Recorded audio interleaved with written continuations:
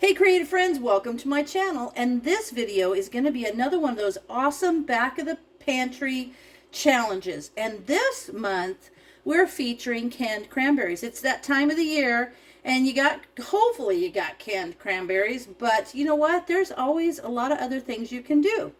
So I went actually to the Ocean Spray website and I looked around to see what I could find, and there were a whole bunch of really good recipes. But then, you know, I can watch TikTok and suddenly realize 2 hours has gone by and I'm still looking at recipes on TikTok, but I saw this one and I think it sounds phenomenal. So I'm going to try it, never done it before. So you get to come along on this little recipe journey with me. So what it takes is a can of cranberries. You need a bundt pan. I got my bundt pan. A can of cranberries, 2 cans of the buttermilk biscuits, some Brie cheese. It calls for a pound, but this is actually a pound 0.3, so it's a pound, and it's a little bit heavier than a pound. But I'm going to use this. I got this on my trip to Costco that I just posted a video on Monday. That was so much fun. But anyway, there's Brie cheese, some olive oil just to put in the pan, and then rosemary and thyme. In the recipe on TikTok, they actually used fresh ones. I couldn't find any fresh, so I'm just going to go with just some regular rosemary and thyme that I have from the store, and I think it'll be fine.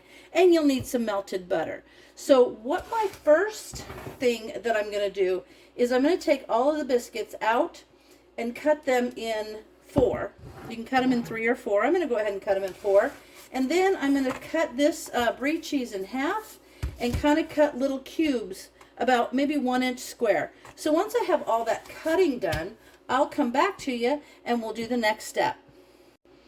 I went ahead and I cut mine into thirds instead of quarters, because I just think they're going to be nicer, bigger size, because I have to flatten them out and put the cheese in there, and I wanted a good size. I did not realize that one of the packages I picked up had chunks of butter in it. It's the butter biscuits, which will be great. So I'll just mix those in and that'll just add some more flavor. So I got 24 out of each package, so that gives me 48 cubes, or 48 here, that I'll need to do 48 cubes of my Brie. So I'm going to go ahead and cut this into my 48 cubes, and then I'll come back to you, and then we get to start having fun rolling up these little biscuits and putting them in there. But I'm going to go ahead and get these all, I'll get some Brie pieces cut, and then I'll bring you back and show you how I wrap them in the dough. All right, I've got my Brie cut into nice pieces, and it used about half of this package of Brie. I need to figure out what I'm going to do with the other half of that Brie, because I love Brie. I actually love cheese, but Brie is so good. So there's that. Now, what I'm going to do is I'm going to take each one of these little biscuit pieces, and I'm going to kind of spread it out. Then I'm going to put a piece of the Brie inside and roll it up, and I'm going to make little cheese biscuit balls. And I'm going to mix those up with the butter and the not butter pieces. Then we're going to put this in there. Want to make sure they're all enclosed. All that Brie cheese is enclosed in that biscuit, because you want that Brie to melt inside of there and be awesome.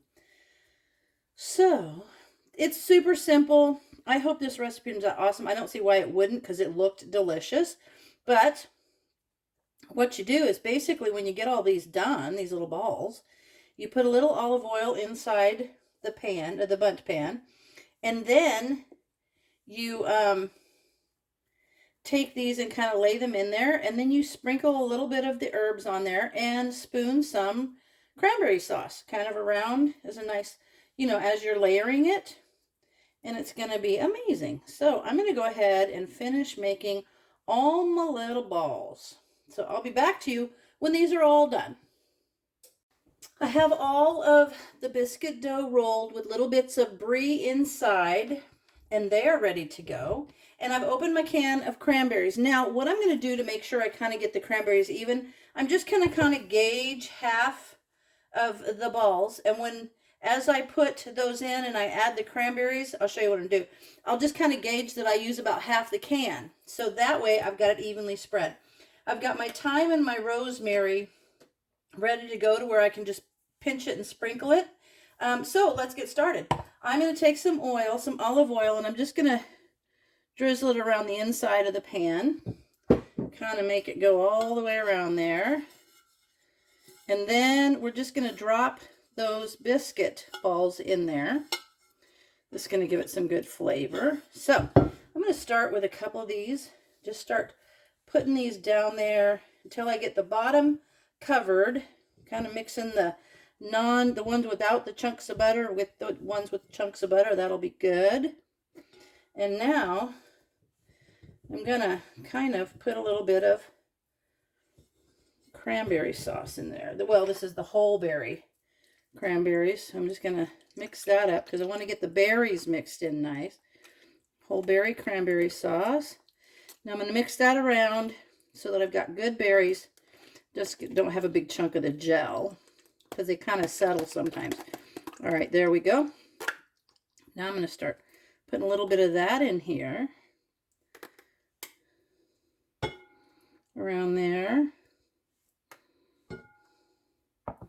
And some more biscuits. And oops, forgot a little bit of rosemary. A little bit of thyme in there. And now we're just going to keep layering this like I'm doing.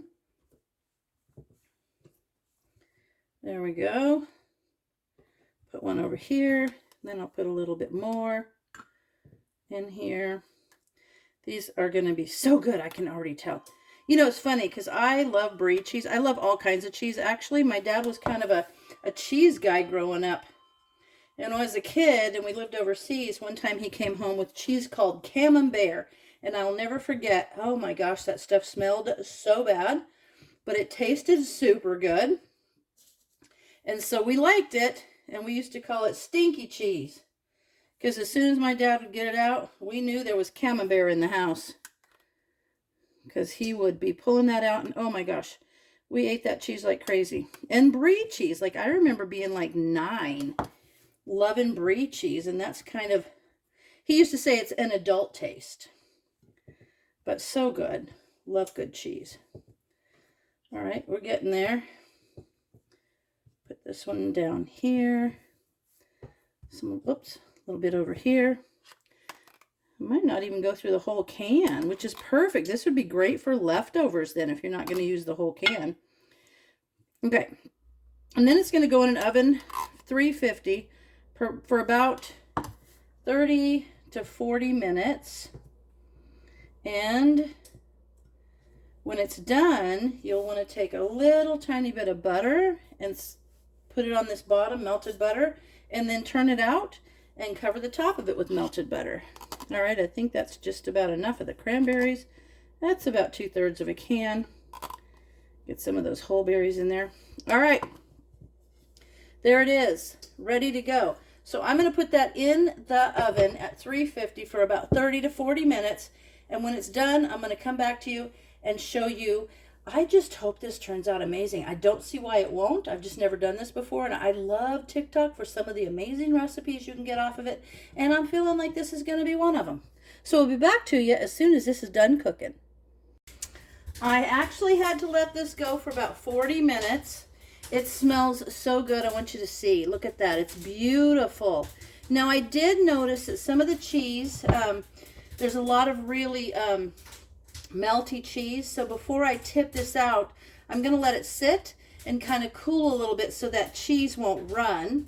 I do have like a little cake dish, and I put some paper towels on it just in case some of that cheese from down in there is going to run off. I've got some melted butter that I'm going to go ahead and put on the top. And then after I turn it out, I'll cover the outside of it. But here we have it sitting. I'm just going to let it sit for a while so that things can cool off before I tip it out. But oh my gosh, it smells so good. You can smell the herbs. You can smell the rosemary and the thyme. And it just looks phenomenal. And I cannot wait to taste this. So there it is. I'm going to let it sit for a bit. And I will be back when I feel like that's cool enough to be able to turn out on this plate. So we'll see you in a few. Here we have it. I have to admit it was a little bit of a challenge getting it out. I had to kind of go around it with a knife, and it's kind of coming apart right there. But I don't think, honestly, anyone would mind because it smells fantastic. I'm going to put a little butter on the outside of it. Then I'm going to take a little bit off. I think if I cooked it a little longer, it would be more brown and it would hold together a little bit better. But quite honestly, it smells so good. I don't think I'm going to care. So let me take a little taste of this. I'll pick one off over here where it's kind of coming loose. Let me pick that bit off. So there is the little bite. I'm going to open it. The cheese inside is all, oh my gosh, it's all melty in there. Cheese is just, oh, so good. There we are. Look at that. The cheese in there is so good. I'm going to take a taste. This one kind of oozed out, so that's fine. That is so good. Oh, I love it. Oh, I really do. The cheese, now the cheese came out of that part, but all these other bits, oh, look at that one. You can see the cheese in there. And I think I would cook it a little bit longer. I cooked it for 40 minutes it ended up being. But do you see in that one, the cheese down in there? So good. You can see the cheese all oozing out of there with the cranberry mixed in and the thyme and the rosemary. It is fantastic. I really like it.